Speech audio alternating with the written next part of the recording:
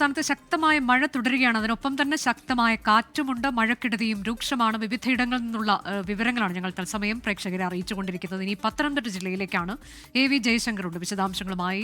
ജയശങ്കർ, എന്താണ് പത്തനംതിട്ട ജില്ലയിലെ സാഹചര്യം? അവിടെ നദികളൊക്കെ കരകവിഞ്ഞ് ഒഴുകുന്ന അവസ്ഥയിലേക്ക് കാര്യങ്ങൾ എത്തിയിട്ടുണ്ടോ?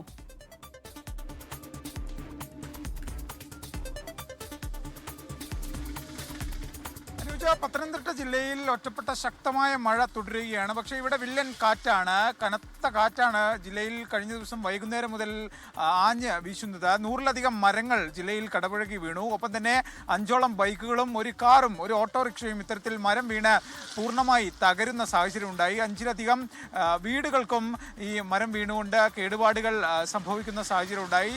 ഒറ്റപ്പെട്ട ശക്തമായ മഴ മാത്രമേ ഉള്ളൂ എന്നത് ഒരു ആശ്വാസം പകരുന്ന കാര്യമാണ്. പക്ഷേ നദികളിൽ ഉൾപ്പെടെ ജലനിരപ്പ് വലിയ തോതിൽ ഗണ്യമായ രീതിയിൽ ഉയർന്നിട്ടുണ്ട്. നമ്മളിപ്പോൾ ഉള്ളത് ഈ അച്ചൻകോവിലാറിൻ്റെ തീരത്താണ്. ഈ അച്ചൻകോവിലാറിൽ ജലനിരപ്പ് വലിയ തോതിൽ ഉയർന്നിട്ടുണ്ട്.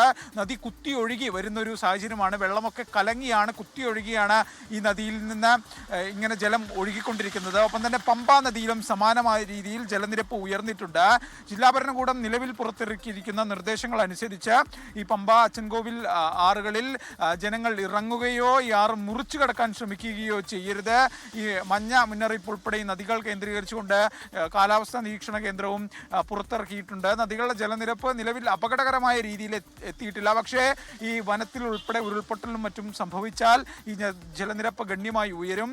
ഈ നദിയുടെ പല ഭാഗങ്ങളിലും വെള്ളം വലിയ തോതിൽ കരയോട് ചേർന്ന് എത്തിയിരിക്കുന്ന ഒരു സാഹചര്യമാണ് ജില്ലയെ സംബന്ധിച്ചുള്ളത്. ജില്ലയിൽ ഈ വനമേഖല കൂടുതലായതിനാൽ തന്നെ ഇത്തരത്തിൽ വനത്തിലെ മഴയും സ്വാഭാവികമായും നദികളിലെ ജലനിരപ്പിനെ സ്വാധീനിക്കും. അതുകൊണ്ട് തന്നെ ഈ നദീതീരങ്ങളിലുള്ള ആളുകൾ പ്രത്യേക ജാഗ്രത പുലർത്തണമെന്ന് ഈ മഴക്കാലം ആരംഭിക്കുന്നതിന് മുമ്പ് തന്നെ ജില്ലാ ഭരണകൂടം മുന്നറിയിപ്പ് നൽകിയിട്ടുണ്ട്. ആ മുന്നറിയിപ്പ് ഇപ്പോഴും തുടർന്നു പോവുകയാണ്. ശക്തമായ ഒഴുക്കാണ് നദികളിൽ ഇപ്പോൾ ഉള്ളത്. ഇന്ന് വിദ്യാഭ്യാസ സ്ഥാപനങ്ങൾക്കുൾപ്പെടെ പത്തനംതിട്ട ജില്ലയിൽ അവധി കളക്ടർ പ്രഖ്യാപിച്ചിരുന്നു. ഇന്ന് ഓറഞ്ച് അലേർട്ടാണ്.